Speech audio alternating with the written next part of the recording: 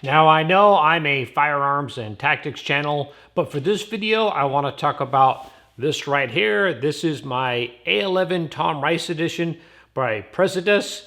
Praesidus I've heard pronounced a few different ways, but I'm just going to go with it. Now the reason why I decided to do a watch review, a watch that is worthy of my channel, is for a few reasons. One I'll get into right now. Instead of hiring athletes or Hollywood stars to represent their company, as most watch companies do in the industry when it comes to selecting brand ambassadors, Praesidus has looked back at our greatest generation, and they have some true World War II badasses representing this watch right here. In fact, this Tom Rice edition is named after the World War II badass Tom Rice, who just recently passed away, jumped into Normandy. I'll tell you a little bit more about his story, and I'm going to get into a review of this watch right now.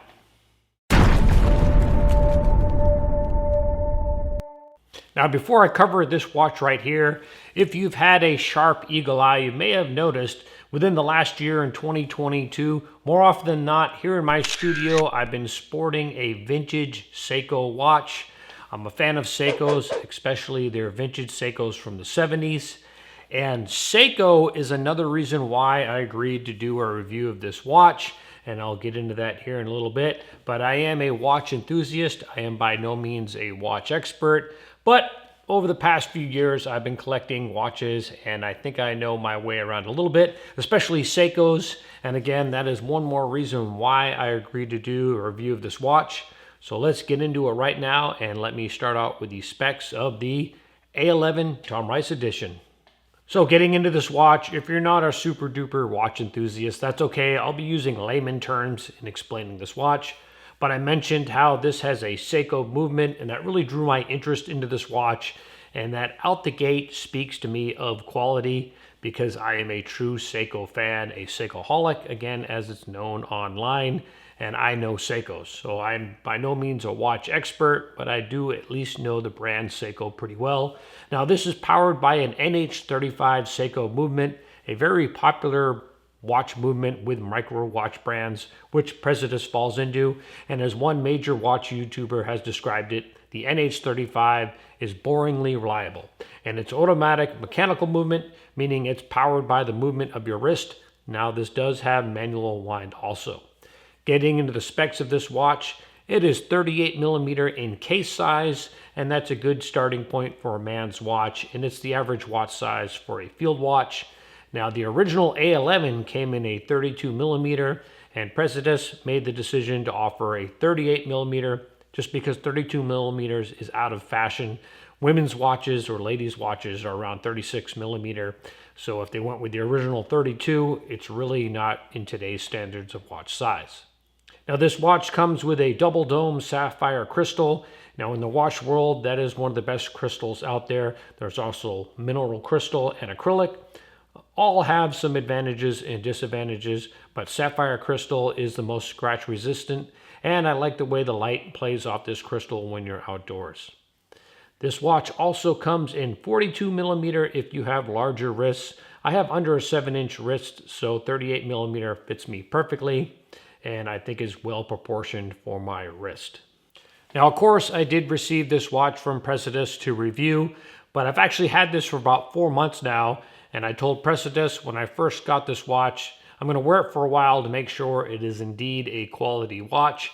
You may have noticed, if you've had, again, a good eagle eye, I'm wearing it in my Mark 18, History of the Mark 18 with SF video, and more recently in my How to Fight with White Light Part 1 video, I'm wearing this watch in that. And again, I've had this for about 4 months, keeps excellent time, and I've actually worked this into my watch rotation, so I'm wearing it once or twice every week. It's a great range watch. Normally I'm wearing a Seiko Monster, but this is definitely now in my rotation. I truly do like this A11 Tom Rice edition. But let me talk about Tom Rice, and again, Praesidus' efforts to work with true World War II heroes as their brand ambassadors. It's really the main reason why I like this watch brand. I find it very interesting and definitely worthy of mentioning here on my channel.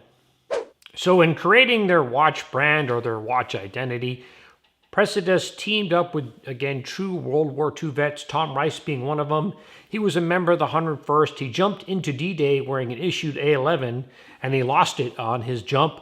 They tell his story on the website, and that's why I like Praesidus. Their brand ambassadors are true World War II heroes, and you can read about Tom Rice's story on their website. Also, another gentleman named Vince Speranza. They did a limited edition watch named after him. He was a member of the 101st and fought in Battle of the Bulge. So there's some great history about World War II, and again, some heroes online. They have a section on their website devoted to historical facts about World War II, and I think that's really nothing like any other watch company is doing, reaching out to heroes and recognizing them and naming watches after them. This is the Tom Rice edition. When you flip the watch over, on the back inscribed, it has Tom Rice's name, 101st Airborne, and June 6, 1944, the lost watch of D-Day. So Praesidus right now, they're specializing in World War II homages. Again, they're not exactly like the watches issued to our men and women back in World War II, mainly due to the size. But if you look at this watch and you compare it to a true A11 watch, I think it's the most accurate one out there. Now, I mentioned there were 3 companies that produced A11 watches for the military in World War II. The only surviving one is Bulova. Now, they do offer their own A11 watch. They call it the A11 Hack. And really, if you compare the Bulova A11 Hack to the Praesidus A11, really any edition they have, this is a closer representation and a higher quality watch. When you compare the specs, the Bulova, the A11 Hack, it has a mineral crystal, which is a step down from sapphire crystal. It's not a true American movement. They also went with a Japanese automatic movement, a Miyota. I'm sure it's a quality movement, but again, I know Seiko, so I'd rather go with the Seiko movement. And the original A11 watch did not have any logos on the front of the watch face. Bulova or Bulova, however you pronounce them, they couldn't help but put their name on the watch face. So if you look at any of Praesidus's A11 watches, they are a truer representation of that World War II issue watch, a more authentic look.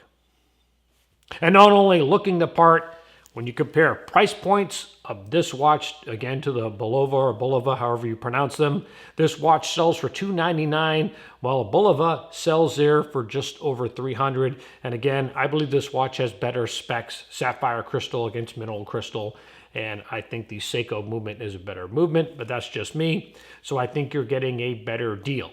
Now, there are a ton of companies making A11 style watches, some of dubious quality. I think this is one of the best quality A11 watches out there. I'm not an expert on the World War II A11 watch, but just looking around on the internet, I think this is a great, I would say, homage one, not an exact replica, again, due to the case size, but I think this is one of the best watches if you're looking for that World War II vintage look. Now, Praesidus does offer other watches, actually powered by some other movements. They actually utilize 2 different Swiss movements in some other styles of their watches, a Swiss Ronda automatic movement, and they also have a Swiss quartz movement. So they're not just limited to Seiko movements, but again, I like Seiko, so I know this is a quality watch. So all in all, I really like what Praesidus is doing, especially with selecting their brand ambassadors. Again, going after true World War II heroes, seeking their input on watches, naming and dedicating watches after them. Again, Tom Rice has passed on, unfortunately, but his name's going to live on in the Tom Rice edition, and they're sharing his story, and I think that's pretty cool. Again, no other watch company is doing this. So if you're looking at getting into watches, say if you're a quartz person, a battery-powered watch person, I was one the entire time in my military career. I didn't really realized how great watch collecting is until after I retired. And of course now I would say I'm a minor watch collector. I think you can't go wrong with starting with a watch like this. The price point again is $299 for this, the Tom Rice edition. When you compare that to other automatic watches, it's on par with pricing.